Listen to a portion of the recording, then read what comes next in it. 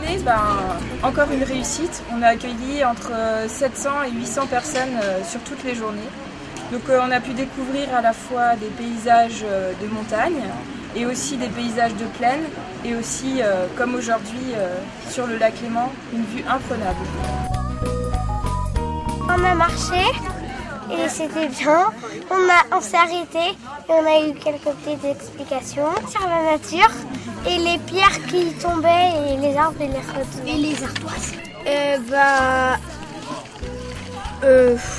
On les met sur les toits des maisons. D'accord. Mais pas pour beaucoup de gens qui habitent dans le sud de l'Amérique. Il y avait beaucoup de montées. Il y avait de la boue aussi. Oui, mais la boue s'en fiche. Et plein de cailloux glissants.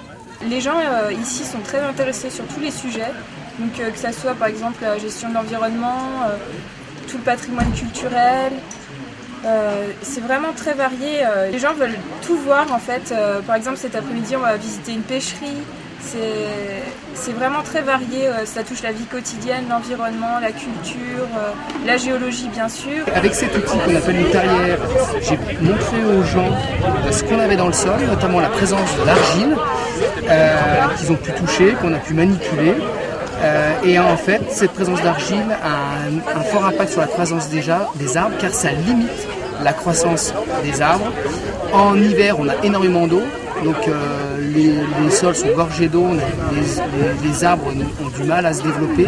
Et en été, quand il fait très chaud, il n'y a plus d'eau, mais par contre, l'argile devient du vrai béton, et donc les arbres, pareil, n'arrivent plus à croître. Donc nous, l'intérêt, c'est de...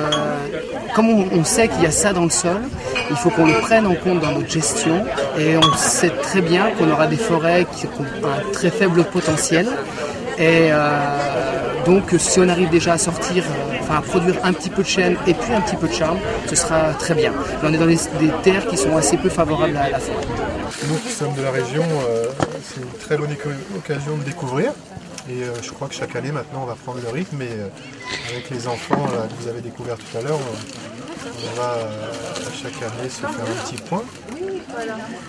C'est l'occasion de découvrir un peu plus en profondeur de belles régions. Tous les ans, on essaye de varier les intervenants parce que, évidemment, vu le succès des itinéraires alpestres, il y a des personnes qui reviennent d'une année sur l'autre. Donc on essaye de toujours renouveler ces intervenants. Il y en a eu une trentaine.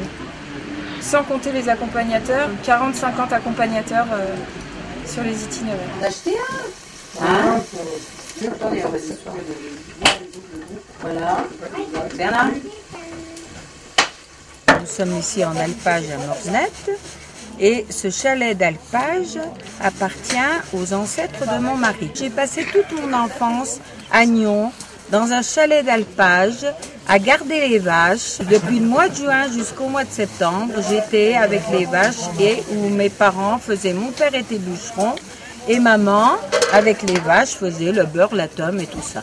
Et moi, j'étais pratiquement toute la journée dehors. La vie dans d'autres paysages, elle nous montre comme la terre est belle. On a passé une très très bonne journée jusqu'à maintenant avec un bon kir, très bon accueil et puis une balade sympa. Depuis 7 ans que nous faisons les promenades, c'est la première fois que nous venons ici, donc très agréable promenade pour découvrir des gens sympathiques aussi. Dans ses poches, y a des étincelles, des bouts de chansons d'ailleurs, des petites notes et des pleurs, des mamans aux 1000 couleurs, des petits baisers au parfum de fleurs. C'est vrai que la pêche a évolué et on n'est plus avec les anciens bateaux traditionnels. Maintenant, on est passé sur des bateaux en aluminium qui sont un peu plus performants. Les filets sont toujours à peu près les mêmes. Et on va vous expliquer comment on démarre la journée, c'est-à-dire qu'on a fait une pêcherie où on peut rentrer directement avec les bateaux dans la pêcherie. Donc le matin on part, on charge la glace, on va sur le lac, on sort les poissons. On a un jeune avec nous sur les bateaux qui vide les poissons tout de suite pour qu'ils soient glacés et que les conditions de conservation soient les meilleures.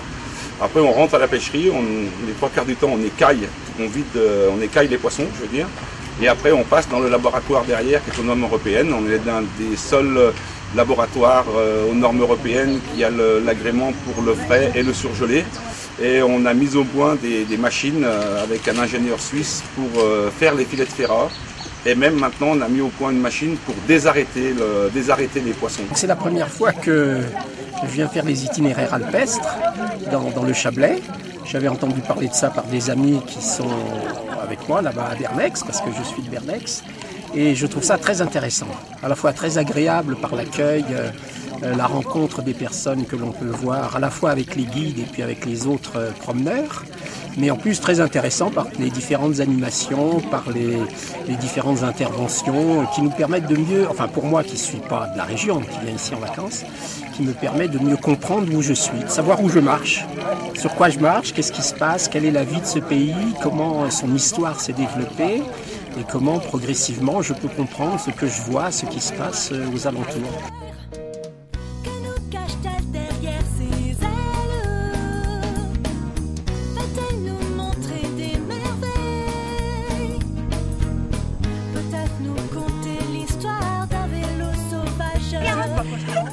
C'est déjà la carotte. Ça filme là. Elle nous montre comment. Au revoir.